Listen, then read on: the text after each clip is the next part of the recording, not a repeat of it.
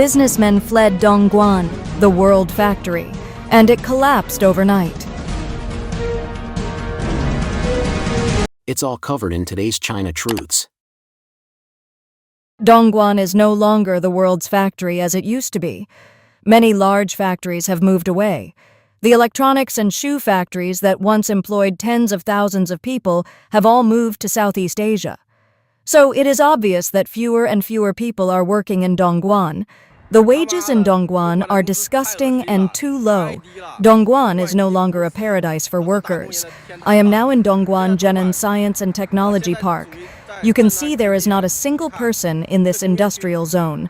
Don't come to Dongguan if you want to find a job. Dongguan East Station used to be the first stop for many migrant workers heading south. Everyone came to Dongguan to work with bags full of confidence. Now, look at how many people are carrying their luggage back home. It is really difficult to find a job this year. Many factories cannot receive orders, resulting in more and more people becoming unemployed. Those who have jobs now should cherish them. The U.S.-China tariff war is in full swing, with the U.S. imposing a 145% tariff on Chinese imports and China imposing a 125% tariff on U.S. goods. The tariff war has had a significant impact on China's export trade. A large number of foreign trade companies, especially those specializing in exports to the United States, have seen orders disappear. Companies suspend operations and production and are finding it difficult to survive. The impact of the tariff war on Dongguan, the world factory, is beyond imagination. Let's talk about related topics today. Dongguan is a world-renowned manufacturing center, especially famous for industries such as electronics, footwear, and furniture, which has attracted a large amount of foreign and domestic investment. However, with the outbreak of the Sino-US trade war, the supply chain shifted, Taiwanese and foreign capital withdrew significantly, and the number of unemployed people in Dongguan skyrocketed. As it was hard to find jobs, 4 million people left Dongguan, and its prosperity faded. If you work in Dongguan, what impact will the Sino-US tariff war have on us ordinary workers? If the goods from the Dongguan factory cannot be shipped out, the factory's orders will decrease. If the factory's orders decrease, the demand for labor will not be as great. But there are still so many people looking for jobs, and there may be wage cuts and layoffs in the future. In the future, more and more people may look for jobs in Dongguan. So no matter what factory you work in Dongguan, as long as you can still work normally and your salary is paid on time, don't resign easily. You must hold on. There are only 2 words: hold on, and hold on until the situation improves. So don't quit easily. That's all I can say. The biggest loser in the tariff war is likely to be Dongguan, the world factory. There are about 14,000 companies of some scale here, 60% of which are engaged in foreign trade exports. Now that orders have plummeted, life is not easy for Dongguan. A few days ago, I visited an old customer of a Taiwanese company. The Qingming Festival holiday was originally only 1 day, but now it has been extended to 5 days. What is the most terrible thing? In order to survive, these large factories have to turn to domestic sales to compete with some small local factories for the market. The entire industry has now become more competitive, and it is the kind of competition that is competitive to the extreme. The blogger said that he saw someone raising his arms and shouting online, clamoring to counter the United States at all costs, and he couldn't help but want to say something to the other person. "Stop shouting. You may be the cost." The blogger said that this wave of the tariff war has brought Dongguan's manufacturing industry the most severe test in nearly 10 years. Are the bosses in Dongguan sleeping well recently? Under the influence of the tariff war, many factories are already complaining bitterly. Let's first look at the electronics industry. Even for large manufacturers like Oppo, the procurement cost of high-end chips will increase by 30%. Production costs at TCL's foundry in Chang'an Town are expected to rise by 15% to 20%. There are also more than 200 small electronics factories in Shiji Town that may face the crisis of being forced to suspend production. The clothing industry is even worse off. The order volumes of major foreign trade factories such as Humi's Lianyi Garment and Xinfeng Garment have begun to shrink. Originally, one factory had to take orders for dozens of production lines, but now it is lucky to be able to keep half of them. Not to mention those small garment factories, many of which have already started laying off employees. In the plastic toy industry, the raw material costs of OEM factories such as Hezhong, Hongfeng, and Qingxi Town have increased by 25%. For educational electronic product manufacturers like Noah, the purchase price of wafers has doubled and profits are almost being squeezed out. What's even worse is that some foreign companies that have set up factories in Dongguan, such as a well-known British electrical appliance brand, are considering moving their production line to Vietnam from their OEM factory in Da Nang. Don't ever come to Dongguan again. It's really hard to find a job in Dongguan this year. It's only March, and most factories have already stopped operating. Even if they recruit again, they only recruit girls. Some factories set requirements based on age, education level, or height. Some factory wages have dropped from more than 20 yuan an hour at the beginning of the year to 17 or 18 yuan now, which is simply taking advantage of our labor. In the market, good factories are no longer hiring, and most factories have few orders. Factories that used to recruit are now fully staffed, with 100 to 200 applicants for a position that previously needed just 10. It's tough for workers this year. The job market in Dongguan is bleak, with limited opportunities beyond sales, factory work, and customer service. Now, jobs choose us, unless we have strong personal advantages. After graduation, I realized how realistic this society is. Jobs offering 3,000 yuan/month without basic social security are common, and finding a 5,000 yuan/month job is hard. My husband and I earn 7,000 yuan/month, and we aim to save 4,000 yuan this month. This is our 22nd year working here. In the first 10 years, I had no savings, raising 3 children on a paycheck-to-paycheck basis. We live frugally but still lack a house and money. With elderly parents and young children to care for, we feel uneasy without savings, so we don't spend freely. It's hard for unskilled workers like us to find a high-paying job, so we save every penny. We often eat noodles without meat, and we're used to it. Blogger Xiaoyu traveled from Shenzhen to Dongguan for a Huawei interview, preparing her graduation certificate. Life feels exhausting, running around just to survive. Now I have to take the bus for more than 20 stops. I really can't hold it anymore. Have an omelet. I got on the train, and the navigation showed that it would take 2 hours, with more than 20 stops in total. It was completely wasted. I've gotten off the bus now, but I still have to walk for half an hour. I originally planned to scan a small single-breasted one, but there were no small single-breasted ones around. We arrived, but the agent said that the place was fully booked for today. It was only 9 o'clock, and it was already full, so we had to wait until tomorrow. It's completely useless. I have to stay in Dongguan for another night and come back for the interview tomorrow morning. I can't go back to Shenzhen today. This is Xiaobian Wanhei Commercial City in Chang'an Town, Dongguan. Many shops are empty. It was difficult to find a shop in the past. Why was that? China Resources also went bankrupt. The street, which was once crowded with people and bustling with activity, is now in a different place, and you can no longer see that bustling scene. It means that the prosperity of an era is gone forever, leaving only the youth and memories of a generation. The rent in Dongguan is getting cheaper and cheaper, and all the large factories with hundreds of employees have moved out, such as electronics factories and shoe factories. After they moved away, Dongguan lost at least 100,000 people. In the past, transferring a store would require tens or even hundreds of thousands of yuan in transfer fees. But now no one wants it, even if you don't ask for a deposit. Those apartments used to be occupied as soon as they were vacated, but now no one is interested in them. I have a friend who contracted a large apartment and spent a lot of money on renovation, but now no one lives in it. He is now very confused and helpless and doesn't know what to do. Under the current situation, how can those landlords survive? This is the city center of Dongguan, and there is no one there. Brothers, Where are the people? There is no one on the streets in Dongguan city center.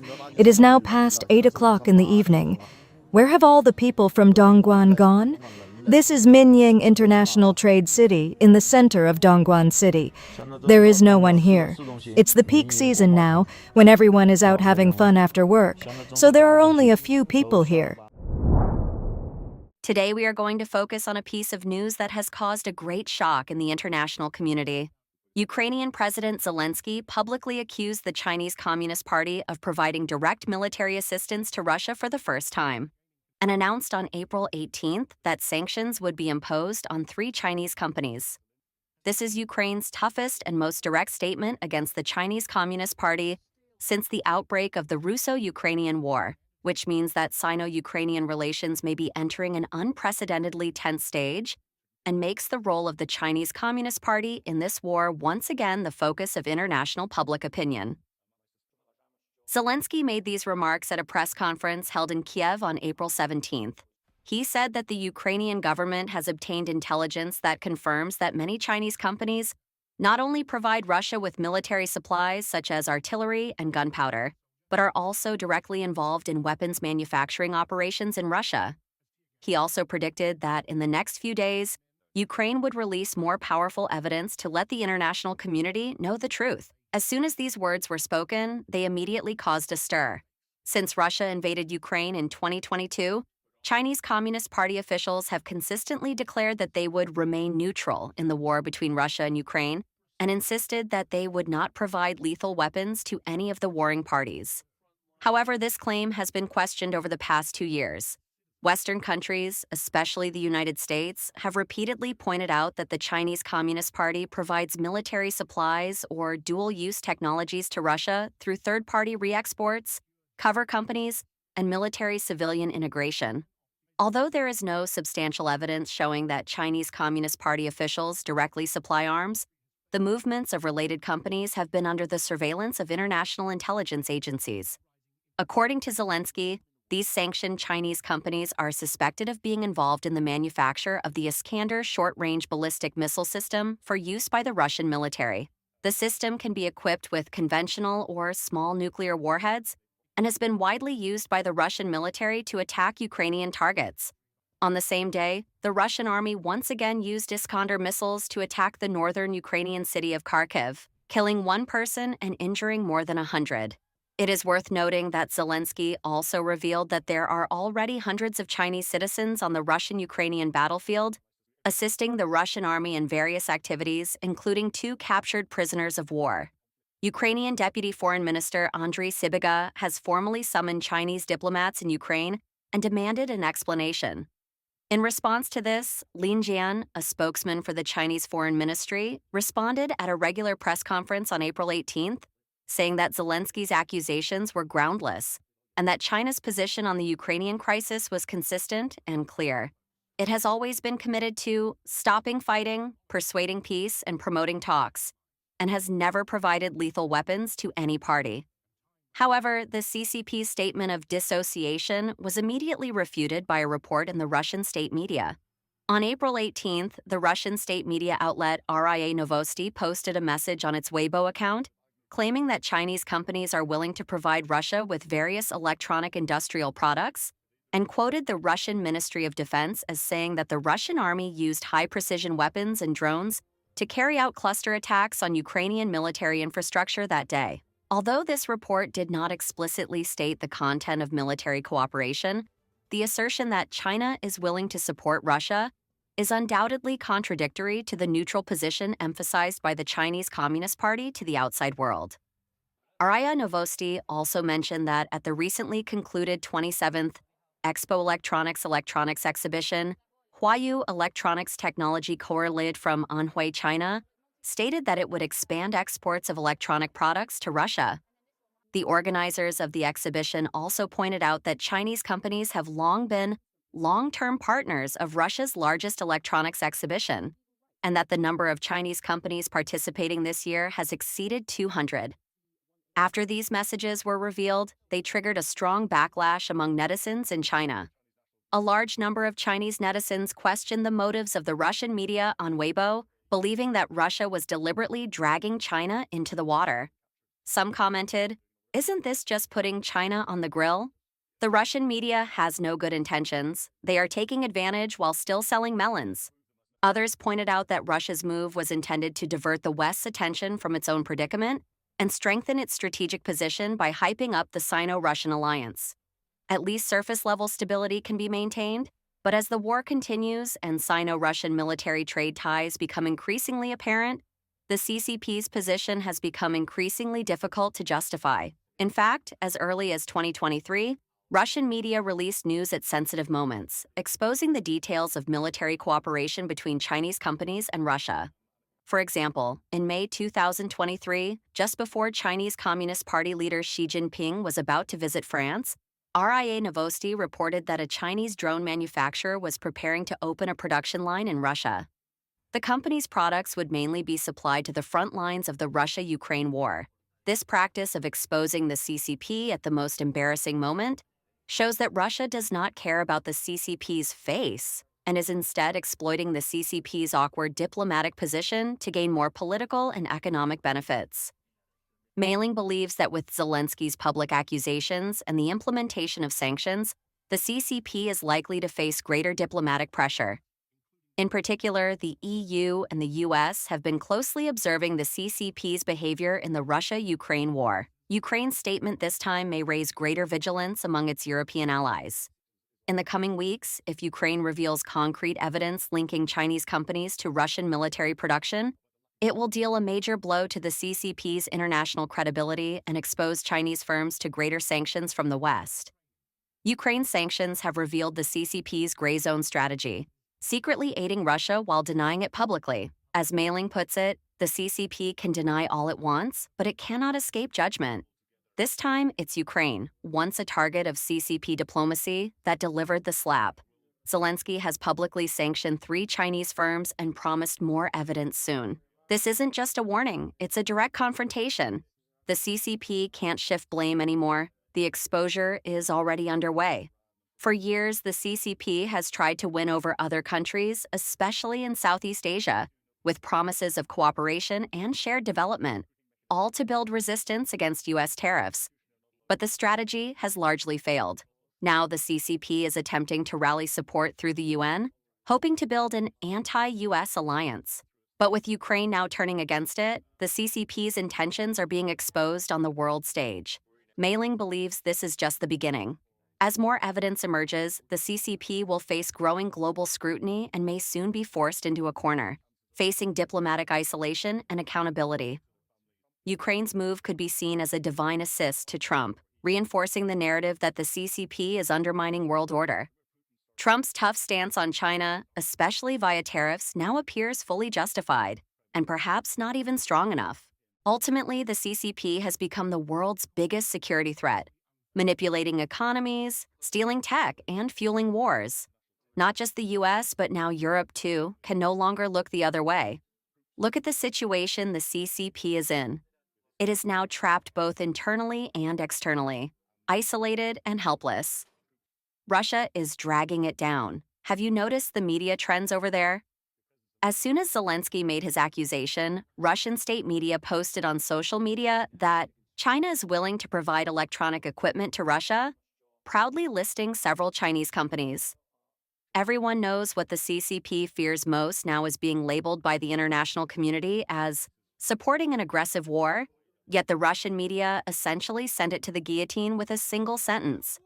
Russia truly treats the CCP like a little brother. Use it, then discard it. And what about Europe? There used to be hesitation within the EU, with Germany and France always seeking a middle ground. But now that Ukraine itself has publicly said the CCP is backing Russia's military, the question is no longer if, but do you support the war? Who would dare associate with the CCP now? These days, anyone doing business with invaders is guaranteed to be condemned by voters. It's foreseeable that not just the US, but also Europe will begin imposing a series of restrictions and countermeasures on Chinese companies. And who else can the CCP count on? Africa? No money left. Latin America? Most are signing chip deals with the US, Central Asian countries. They've already realized who their real partners are. Forget the so-called circle of friends. The CCP doesn't even have a decent card left to play. The CCP still sticks to its usual denial, claiming it provided no lethal weapons and remains neutral. But this time, it's not foreign media, it's Ukraine itself revealing the facts and imposing sanctions. Who would still believe the CCP or call this foreign manipulation? What's next? Accusing Zelensky of being a CIA agent. The truth is clear. The CCP wants to play both sides, cozying up to Russia while pretending to be neutral at the UN. But Zelensky exposed its double game, making it an international outcast. For Trump and his allies, this is a perfect assist. Who still dares to call the CCP a victim or say Trump was wrong? The CCP can delay and deny, but the truth will come out. Its global charm campaign has collapsed. Now it's left performing alone, while the world has moved on. Please share your thoughts in the comments section below. We will keep reporting on the COVID surge in China, so don't forget to subscribe to our channel and turn on the notification bell to get the latest videos. And thank you for tuning in.